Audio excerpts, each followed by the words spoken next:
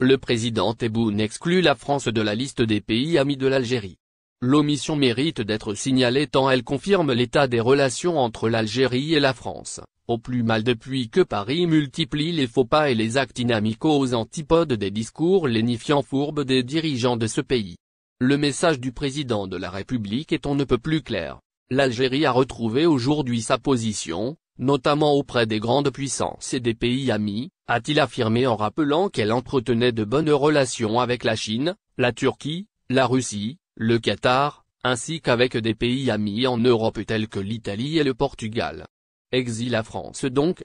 Si en apparence tout baigne, dans les faits, il n'existe aucun signal révélateur d'une quelconque avancée dans les rapports en dents de scie entre Alger et Paris depuis la fin de la colonisation.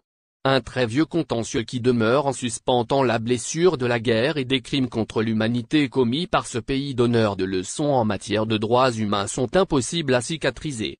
Un documentaire diffusé par la chaîne de télévision publique algérienne sur les déportés algériens à Cayenne démontre, en effet, à quel point les horreurs subies par ces bagnards se sont répercutées sur des générations. L'abomination est telle que la douleur des descendants de ces victimes du régime criminel de Paris est au moins aussi intense que celle de leurs parents et grands-parents. Le discours d'Abdelmadjid Tebboune répété de façon systématique à chacun de ses déplacements à l'étranger est un message clair à la France dont le pouvoir continue d'adopter une attitude paternaliste que les Algériens abhorrent. Désormais, c'est vers d'autres pays européens, l'Italie et le Portugal, que l'Algérie se tourne pour renforcer la coopération dans tous les domaines.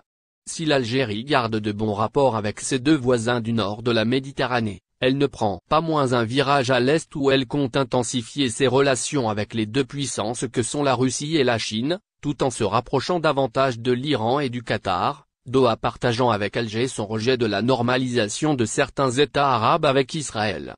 L'avenir des relations algéro-françaises ne s'annonce pas radieux. Bien au contraire.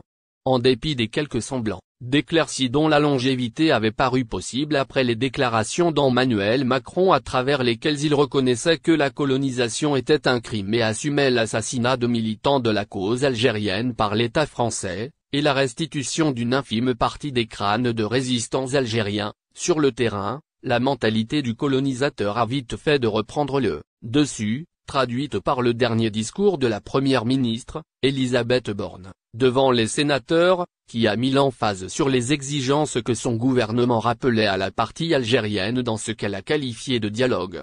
En réalité, un monologue auquel l'Algérie n'accorde aucun intérêt. Preuve en est la commission mixte sur l'histoire coprésidée par Benjamin Stora et Abdelmadjid Chiki qui fait du surplace et le départ de l'ambassadeur François Gouillette dont la mission finit en queue de poisson. Son successeur ne